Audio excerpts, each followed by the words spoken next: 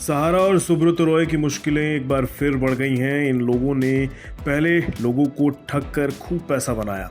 अब जुर्माने की रकम ना जमा करने से इनकी तकलीफें बढ़ती चली जा रही हैं। अब क्या है पूरा मामला, विस्तार से जानने की कोशिश करते हैं। बाजार नियामक यानी सेबी ने ओएफसीडी जारी करने में रेगुलेटरी स्टैंडर्ड्स के वायलेशन के मामले में सहारा समूह की एक कंपनी और उसके प्रमुख सुब्रत रॉय और बाकी अधिकारियों से 6.42 करोड़ रुपए की वसूली के लिए उनके बैंक और डीमेट खातों को क्रुक करने का आदेश दिया। पहले ओएफसीडी क्या होता है ये जान लीजिए। ये जनता से पैसे उधार लेने का एक तरीका होता है जिसके बदले में ब्याज चुकाया जाता है। साथ ही इसके जरिए निवेशक कंपनी के हिस्सेदार भी बन सकते हैं। ओएफसीडी के कुछ नियम भी हैं। अगर 50 से कम लोगों को ओएफसीडी जारी होता है तो कंपनी रजिस्ट्रार से अनुमति लेनी होती है। वहीं 50 से ज्यादा लोगों को ओएफसीडी देने के लिए सेबी से परमिशन लेनी पड़ती है। अब सेबी ने अपने आदेश में क्या क्या बातें कही हैं एक एक करके वो भी जान लीजिए। सेबी ने ओएफसीडी जारी करने में सहारा समूह से जुड़े 5 लोगों के खिलाफ कुर्की की प्रक्रिया शुरू करने का आदेश दिया है।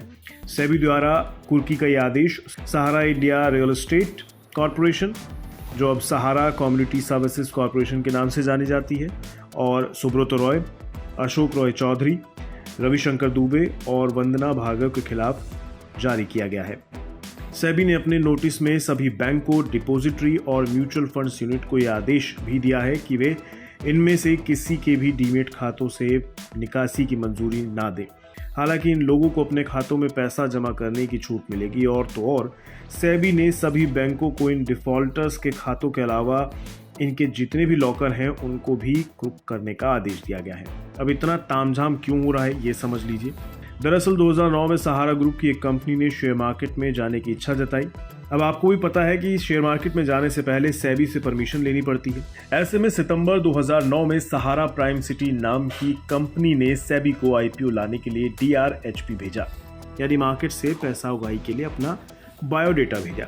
सेबी ने जब कंपनी का बायोडेटा चेक किया तो इसी दौरान सहारा की 2 कंपनियां, Sahara India real estate corporation limited यानी SIRECL और Sahara housing investment corporation limited यानी SHICL कटघरे में आ गए। सेबी को लगा कि इन्होंने गलत तरीके से जनता से पैसा उगाही किया है। यहीं से सहारा की उल्टी गिनती शुरू हो गई। सेबी ने जांच में पाया कि SIRECL और SHICL ने 2 से 2.5 करोड़ लोगों से 24,000 करोड़ रुपए इकट्ठे किए हैं। 2.5 साल तक ये सिलसिला लगातार चलता रहा। सहारा ने इसके लिए सेबी से अनुमति भी लेना मुनासिब नहीं समझा।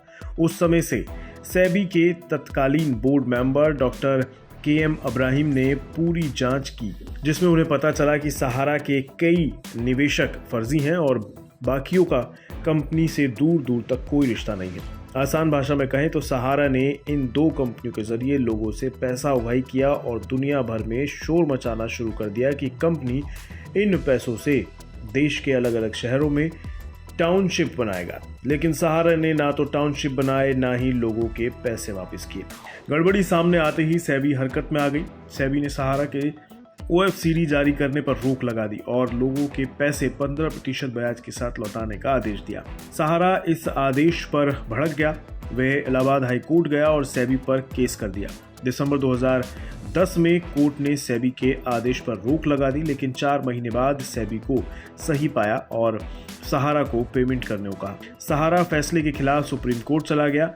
यहां से उसे सिक्योरिटीज अपीलेट ट्रिब्यूनल जाने को कहा गया। ये ट्रिब्यूनल कंपनियों के मामले को सुलझाती है। यहाँ भी सहारा को राहत नहीं मिली और सेबी के आदेश को सही करार दिया गया।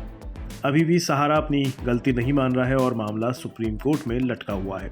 अब जाते जाते सहारा के मालिक के बारे में भी जान लीजिए। सुब्रत रॉय मूल रूप से बिहार के रहने वाले हैं। 1978 में 2,000 रुपए की रकम लगाकर कारोबार इन्होंने शुरू किया था। उन्होंने लोगों से पैसा जमा करने की एक स्कीम से अपनी बिजनेस की शुरुआत की थी। इस पर 1979 से 80 में पाबंदी लग गई और तुरंत पैसा वापस करना पड़ा। फिर उन्होंने हाउसिंग फाइनेंस कंपनी शुरू की, जिसके लिए बाजार से पैसा उगाही की कोई सीमा नहीं थी। उनका ये काम चल निकला। बढ़ते बढ़ते सहारा देश की टॉप कंपनियों में शामिल हो गई। एक समय सहारा की कंपनियों में इंडियन रेलवे के बाद सबसे ज्यादा कर्मचारी काम करते थे। साल 2013 में टाइम मैगजीन ने सहारा को भारतीय रेलवे के बाद दूसरी सबसे ज्यादा नौकरी देने वाली संस्था बताया। और तो और इंडिया टुडे ने उनका नाम देश के 10 सबसे ताकतवर लोगों में शामिल भी किया था। अब देखना होगा कि लोगों का पैसा जो सहारा में लंबे अरसे से लटका हुआ है यानी फंसा हुआ है वो कब मिल पाएगा, क्योंकि इन कंपनियों में अधिकतर वही लोग फंसे हुए हैं जो निम्न और मध्य वर्ग से आते हैं।